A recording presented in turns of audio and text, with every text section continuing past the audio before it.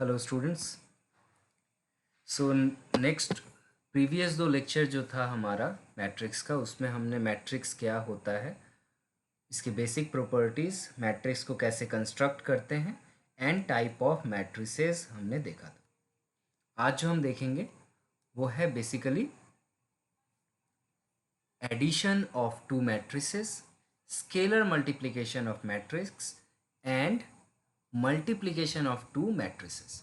Okay, so सबसे पहले हम लोग देखते हैं scalar multiplication of matrix. Scalar multiplication of matrix. Scalar multiplication मतलब क्या? अगर आप किसी मैट्रिक्स को किसी स्केलर नंबर से मल्टीप्लाई करो, है ना, किसी कांस्टेंट से मल्टीप्लाई करो। फॉर एग्जांपल ए एक मैट्रिक्स है and suppose this is 2x2 matrix. इसका वैल्यू है something like a b and c d, और आप इस मैट्रिक्स को एक नंबर m नंबर से मल्टीप्लाई कर रहे हो, तो क्या होगा? ये नंबर को मैं ऐसे लिख सकता हूं, यहां पर ये नंबर जो होता है मैट्रिक्स के अंदर हर एक एलिमेंट के साथ मल्टीप्लाई हो जाता है। तो हमारा आंसर क्या आ जाएगा? M a, m b, m c, m d. Okay, similarly इसका वाइस वर्सा हम लोग कह सकते हैं। सिमिलरली सपोज करो एक मैट्रिक्स बी है और ये कुछ ऐसा है, लैम्डा इंटू 2 लैम्डा, यहाँ है 5 लैम्डा, यहाँ है 6 लैम्डा, यहाँ है माइनस लैम्डा। तो हम यहाँ से एक जो टर्म जो सब में कॉमन है उसको अगर हम बाहर लेंगे तो सिर्फ बाहर एक बार आएगा। मतलब अगर मैं सब में से लैम्डा को कॉमन ले लूँ तो ये आंसर हो जाएगा, लैम्डा बाहर आ जाएगा 2, 5, 6 एंड -1। इस मल्टीप्लिकेशन प्रोसेस को हम लोग कहते हैं स्केलर मल्टीप्लिकेशन प्रोसेस, जिसमें एक मैट्रिक्स किसी स्केलर से मल्टीप्लाइड होता है या फिर किसी मैट्रिक्स के एलिमेंट से किसी स्केलर नंबर को हम बाहर कॉमन ले लेते हैं। क्लियर? दूसरी बात आ जाओ, addition of two matrix, addition और subtraction of two matrices.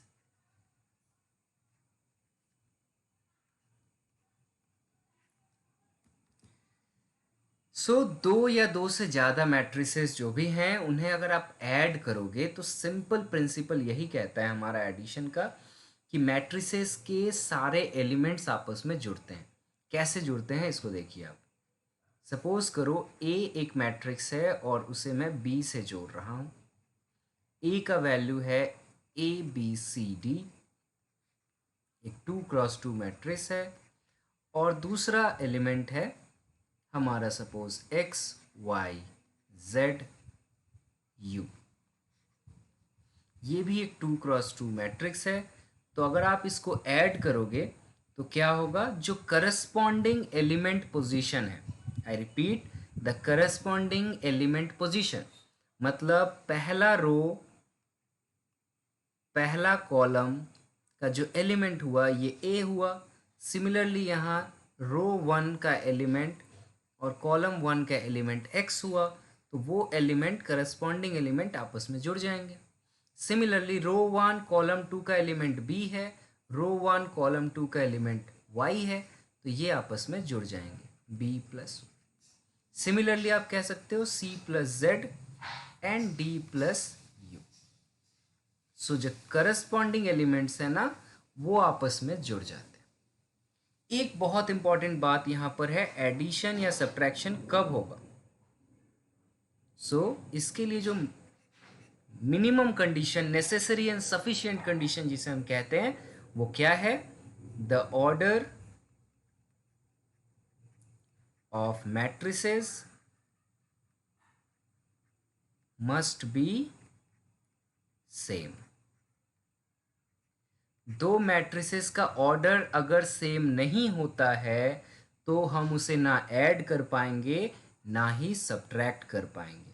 Example देखिए, जैसे मान लो ये 1 2 3 4 एक रो मैट्रिक्स है, और अगर मैं इसे ऐड करना चाहूँ एक कॉलम मैट्रिक्स के साथ, तो ये क्या है, 1x4 मैट्रिक्स है और ये 4x1 मैट्रिक्स है। ये कभी भी एडिशन, इस तरह का एडिशन कभी भी पॉसिबल नहीं होगा। अगर हमें किसी चीज़ को ऐड करना है तो उसका ऑर्डर सेम होना चाहिए। यहाँ देखो ये 2x2 मैट्रिक्स था, इसीलिए 2x2 मैट्रिक्स आपस में ऐड हुआ और जो फाइनल आंसर आया वो भी 2x2 ही आया। ठीक है, तो ये टर्म आप याद रखना कि दो मैट्रिक्स को अगर आपको ऐड करना है या सब्ट्रैक्ट करना है तो उनका ऑर्डर सेम होना चाहिए। जैसे मैंने एडिशन किया, आप सब्ट्रैक्शन देख सकते हो। चलो एक एलिमेंट ए ले रहे हैं, now this is 3x3 subtracted with B and this is also 3x3। A का वैल्यू है, सपोज कर लो आप 1 0 3, this is 2 5 7, this is -1 -3 4, and it is subtracted by 0 1 3 -1 0 4, and this is 5 7 2। सो जैसे हमने एडिशन किया था, करस्पॉन्डिंग पोजीशन आपस में ऐड होते थे, वैसे ही करस्पॉन्डिंग पोजीशन आपस में सब्ट्रैक्ट होंगे। तो इसको मैं 1 - 0 लिख सकता हूँ, 1 - 0। सिमिलरली 0 - 1 होगा सेकेंड, एंड थर्ड 3 - 3 होगा। सिमिलरली आप बाकी सारे लिख सकते हो। देखो ये माइनस और माइनस का पोजीशन क्या हो जाएगा, आपस में ऐड हो जाएगा तो प्लस हो जाएगा ना, माइनस माइनस प्लस। तो ये सारी चीज़ें अगर आप चेक करो, आप खुद से बनाओ, यही आना चाहिए हमारा।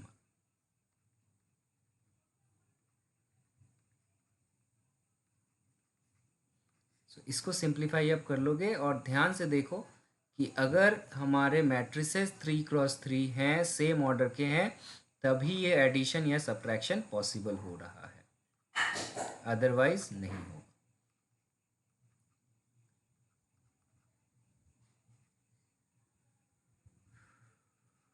सो ये हमारा आंसर आ जाएगा। ठीक है, तो अभी तक हमने क्या सीखा, हमने सीखा कैसे हम लोग किसी स्केलर नंबर को मैट्रिक्स से मल्टीप्लाई करेंगे, कैसे किसी मैट्रिक्स को हम ऐड करेंगे या सब्ट्रैक्ट करेंगे। ओके, कुछ प्रॉपर्टीज होते हैं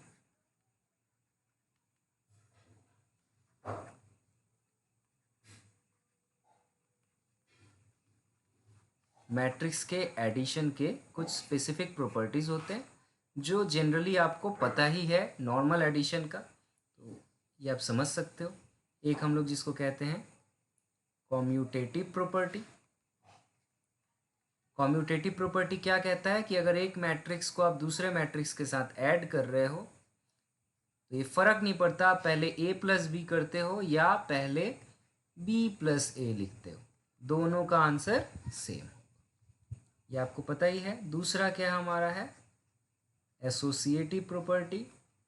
ये भी आप फर्स्ट चैप्टर में बहुत बार पढ़ चुके हो इस तरीके की बातें। ये हमारा क्या कहता है कि अगर आप पहले a + b मैट्रिक्स को ऐड कर रहे हो, फिर एक c मैट्रिक्स को ऐड कर रहे हो, या फिर आप पहले b और c को ऐड कर ले रहे हो फिर उसके साथ a को ऐड कर रहे हो, कोई भी फर्क हमें नहीं पड़ेगा। थर्ड जो हमारा कहता है वो होता है डिस्ट्रीब्यूशन ऑफ स्केलर। अगर किसी स्केलर नंबर को हम मल्टीप्लाई कर दे, suppose k is a scalar number and it is multiplied to the addition of two matrices, a और b मैट्रिक्स को ऐड करके मैंने एक स्केलर मल्टीप्लाई किया, तो ये स्केलर क्या होगा, जैसे नॉर्मली होता है दोनों के साथ मल्टीप्लाई हो जाएगा। This is k a plus k b. I repeat, this a b are matrices, ये दे आर नॉट स्केलर। ये ए और बी क्या है, हमारा मैट्रिसेस है। ठीक है, फोर्थ नंबर प्रॉपर्टी इज, अगर आप किसी मैट्रिक्स को जीरो मैट्रिक्स के साथ ऐड करोगे A is matrix, O is zero matrix. I repeat, मैंने जीरो मैट्रिक्स पढ़ाया था, ठीक है। तो वही मैट्रिक्स आपको वापस मिल जाता है। यहाँ पर ओ जो है इसको हम लोग कहते हैं जीरो मैट्रिक्स। जीरो मैट्रिक्स क्या होते हैं? Each and every element is zero. अगर किसी मैट्रिक्स के सारे एलिमेंट जीरो होते हैं तो उसे हम जीरो मैट्रिक्स। तो ये कुछ बेसिक स्पेसिफिक पॉइंट्स थे हमारे एडिशन ऑफ मैट्रिक्स को लेकर। आई थिंक ये बेसिक बातें जो हैं ये आपको समझ में आई होंगी, ठीक है। इन सब को मिला के किस तरह के प्रॉब्लम बनते हैं, ये छोटी छोटी बातों को मिला के कैसा प्रॉब्लम बनेगा, एक एग्जांपल लेते हैं।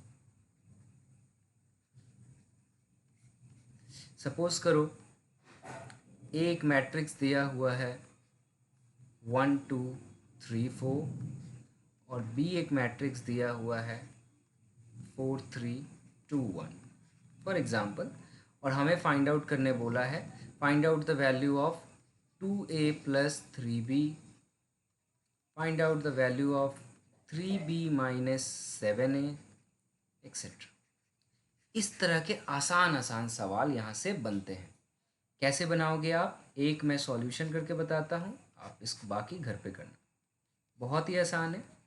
2a प्लस 3b अगर हमें करना है तो हम a का वैल्यू बिठा देंगे 1 2 3 4 और सिमिलरली b का वैल्यू बिठा देंगे। अब हमें क्या पता है कि स्केलर जो होता है वो मैट्रिक्स के हर एलिमेंट से मल्टीप्लाई होता है, मतलब ये 2 अंदर सबके पास चला जाएगा, सिमिलरली ये 3 भी सबके पास चला जाएगा, मल्टीप्लाई होगा। सो ये क्या हो जाएगा? 2 into 1 2, 2 2 4, 2 3 6, 2 4 8। Similarly this will become 12 9 6 3, and again what we know, the elements are corresponding elements are added together, so 2 12 के साथ ऐड होगा, 4 जो है वो 9 के साथ ऐड होगा, सिमिलरली ऑल। तो ये हमारा आंसर निकल जाएगा। एक बच्चों वाला सवाल पूछा जाता है, कर लोगे आप लोग इस तरह के प्रॉब्लम्स? आई डोंट थिंक कि इस तरह के प्रॉब्लम्स में किसी को भी कोई डाउट होना चाहिए।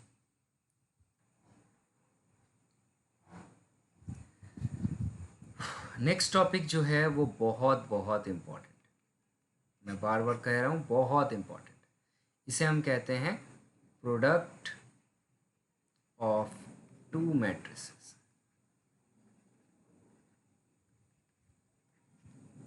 दो मैट्रिक्स का मल्टीप्लिकेशन कैसे करेंगे हम? ये करने से पहले मैट्रिक्स को मल्टीप्लाई करने का कंडीशन आपको पता होना चाहिए। सो कंडीशन ऑफ मल्टीप्लिकेशन क्या होता है? देखो, हमने एडिशन का कंडीशन क्या देखा था कि दोनों के सेम ऑर्डर होने चाहिए। मल्टीप्लिकेशन में इतना रिस्ट्रिक्शन नहीं है। इसमें क्या होता है, अगर मान लो एक मैट्रिक्स ए है और इसे हम मल्टीप्लाई कर रहे हैं बी से, तो हम ए का ऑर्डर मान लो है m क्रॉस n और बी का ऑर्डर जो है वो है n क्रॉस y, कुछ भी हो, हमें बस क्या देखना है कि इसका कॉलम बी के रो के साथ मैच करता है या नहीं। If equal then multiplication is possible, otherwise not। यही हमारा नेसेसरी एंड सफिशिएंट कंडीशन है मैट्रिक्स मल्टीप्लिकेशन के लिए। दो मैट्रिक्स को आप मल्टीप्लाई तभी कर सकते हो जब इसका ऑर्डर, हम लोग कैसे पढ़ते थे आपको याद है ना? इसे हम लोग रो कहते थे, इसे हम लोग कॉलम कहते थे। सो अगर पहले मैट्रिक्स का कॉलम सेकेंड मैट्रिक्स के रो के बराबर है तभी मल्टीप्लिकेशन पॉसिबल है, ठीक है। और अगर मल्टीप्लाई करने के बाद जो रिजल्ट आएगा सी, इसका ऑर्डर क्या होगा? ये m क्रॉस n था, ये n क्रॉस y था, तो इसका ऑर्डर क्या होगा?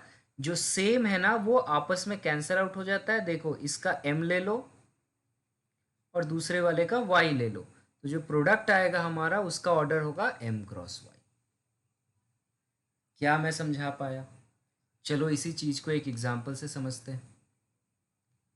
चलो, A ले लिया हमने एक मैट्रिक्स सिंपल 2x2, सिंपल सा 1 2 3 एंड 4।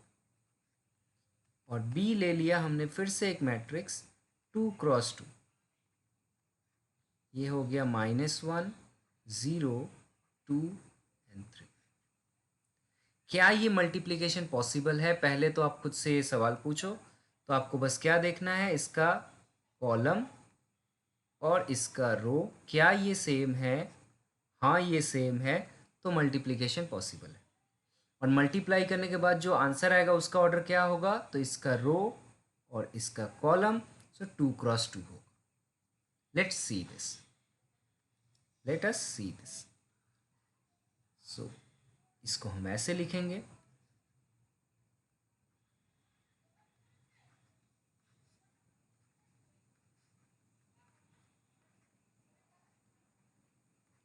अब देखो मल्टीप्लाई कैसे करते हैं, ये बड़ा इंटरेस्टिंग है। जो मल्टीप्लिकेशन का टेक्निक मैं यूज़ करता हूँ और सबसे आसान यही है, इसे हम कहते हैं रो कॉलम मल्टीप्लिकेशन टेक्निक। ये क्या कहता है हमें, ध्यान से देखना। ये है हमारा एक रो, है ना, ये क्या है हमारा रो 1 है। और यहाँ पर क्या है, ये कॉलम 1 है, इसको कंफ्यूज मत होना, -1 है यहाँ पर। और ये सेकंड वाला जो है हमारा, ये कॉलम 2। देखो मल्टीप्लिकेशन कैसे करना है हमें। हमेशा हमेशा जो मल्टीप्लिकेशन होता है वो रो के एलिमेंट के साथ कॉलम के एलिमेंट का करेंगे हम लोग। कैसे करेंगे देखो, इस लाइन को एक्सटेंड कर दो आगे,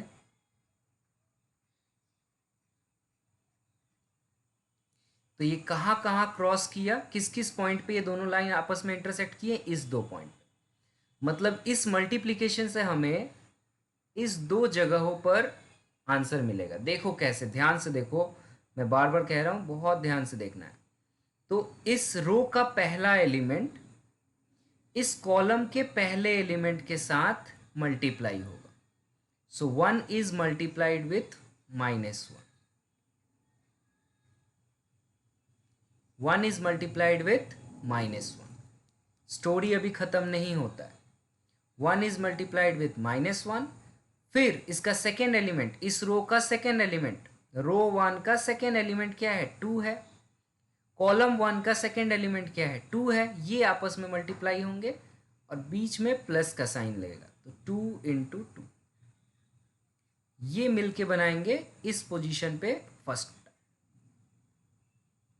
समझ में आया? फिर से सुनो, रो 1 का फर्स्ट एलिमेंट 1, कॉलम 1 का फर्स्ट एलिमेंट -1 आपस में मल्टीप्लाई हुआ। रो 1 का सेकेंड एलिमेंट 2, कॉलम 1 का सेकेंड एलिमेंट 2 आपस में मल्टीप्लाई हुआ और दोनों ऐड हो गए। समझ में आया? फिर आगे बढ़ो, देखो ये लाइन गया और ये कॉलम 2 कहाँ कट हो रहा है? इस जगह पे कट हो रहा है, मतलब यहाँ हमारा सेकेंड जो एलिमेंट होगा वो यहाँ बनेगा। कैसे बनेगा? फिर से वही, रो 1 का फर्स्ट एलिमेंट कॉलम 2 का, सॉरी, कॉलम 2 का first element, so 1 is multiplied with 0 plus 2 second element of row 1, second element of column 2, 2 is multiplied with 3। ये बन गया हमारा रो 1, दोनों कॉलम के साथ मल्टीप्लाई हो गया, रो 1 का बात खत्म। अब आ जाओ रो 2, ये रहा हमारा रो 2, ये इन दोनों कॉलम के साथ मल्टीप्लाई होगा। फिर से वही कॉन्सेप्ट, रो 2 का पहला एलिमेंट कॉलम 1 का पहला element, so 3 is multiplied with -1 plus रो 2 का सेकेंड एलिमेंट कॉलम 1 का second element, 4 is multiplied with 2। Similarly आप बताओ क्या होगा, वीडियो पॉज करो और बताओ सेकेंड लाइन क्या होना चाहिए लास्ट एलिमेंट। सो रो 2 का first element 3 multiplied with column 2 का फर्स्ट एलिमेंट 0, रो 2 का second element 4 multiplied with column 2 का सेकेंड एलिमेंट 3। सो ये हमारा देख लो आप आंसर, ये कितना आ रहा है, 2 क्रॉस 2 एलिमेंट बन गया और इसका आंसर क्या हो जाएगा, -1 + 4। So that will be how much, this is 3। Again this is 0 + 6 6, this is -3 + 8, so it is 5, and here it is 12. So this is the matrix multiplication of row column method. क्या समझ में आया या नहीं आया? चलो एक और एग्जांपल लेते हैं, अगर नहीं समझ में आया चलो एक और एग्जांपल लेते हैं। मान लो अब हमें एग्जांपल नंबर 2,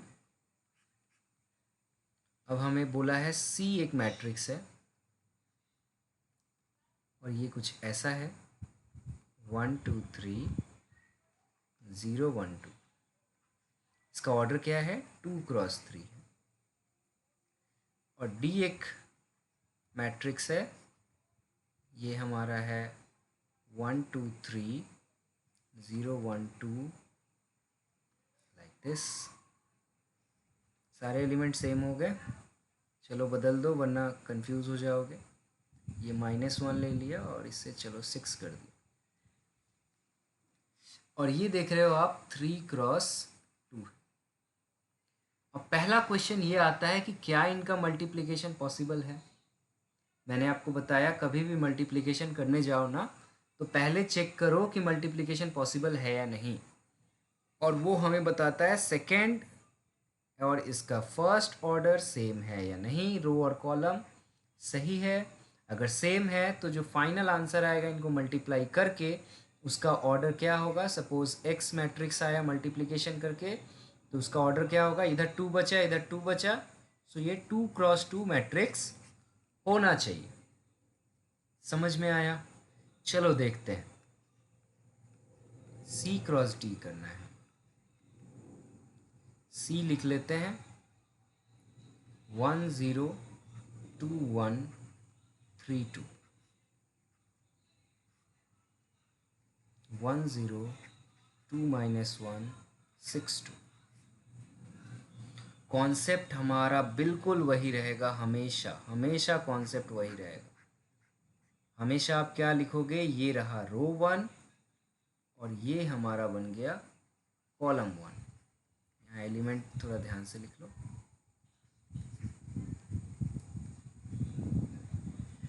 ठीक है, सो हमारा क्या होगा, कॉन्सेप्ट वही होगा, रो 1 का फर्स्ट एलिमेंट कॉलम 1 का फर्स्ट एलिमेंट मल्टीप्लाई करो, 1 × 1 1, रो 1 का सेकेंड एलिमेंट कॉलम 1 का सेकेंड एलिमेंट, सो 2 × 2 4, प्लस का साइन दो, रो 1 का थर्ड एलिमेंट कॉलम 1 का थर्ड एलिमेंट, 6 × 3 18। ये सब मिलके पहला एलिमेंट बना। उसी तरह रो 1 के सारे एलिमेंट फिर किसके साथ कॉम्बाइन होंगे, कॉलम 2 के एलिमेंट्स के साथ। सो रो 1 का फर्स्ट एलिमेंट कॉलम 1 का first element, 1 × 0 0, then 2 is multiplied with -1, so this is -2, and 3 is multiplied with 2, so it is 6. Clear na? Similarly row 2 now combined with column 1, so 0 combined with 1, answer 0. 1 is multiplied with 2, so it is 2, and 2 is multiplied with 6, so it is 12. Similarly बताओ next क्या होगा, next होगा 0 multiplied होगा 0 के साथ 0, 1 multiply होगा -1 के साथ -1, एंड 2 मल्टीप्लाई होगा 2 के साथ 4। सो ओवरऑल इनको ऐड कर दो, यही हमारा आंसर है। और देखो ये 2 क्रॉस 2 मैट्रिक्स ही बन रहा है, तो हमने सही किया।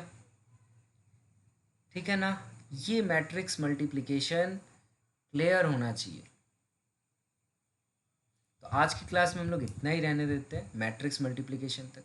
नेक्स्ट क्लास जो हम लोग पढ़ेंगे वो होगा प्रॉपर्टीज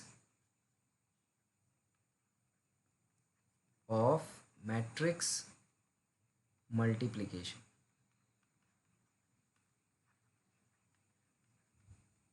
ये पढ़ेंगे हम, और साथ ही साथ हम देखेंगे ट्रांसपोज ऑफ मैट्रिक्स।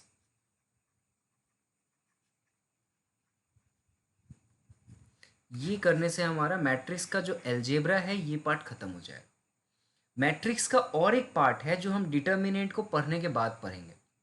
डिटर्मिनेंट इसके बाद वाला चैप्टर है, उसे पढ़ने के बाद हम एडजॉइंट ऑफ मैट्रिक्स पढ़ेंगे, क्योंकि डिटर्मिनेंट उससे पहले हमें ज़रूरत है। ओके, तो इतना ही रहने देते हैं आज की क्लास में।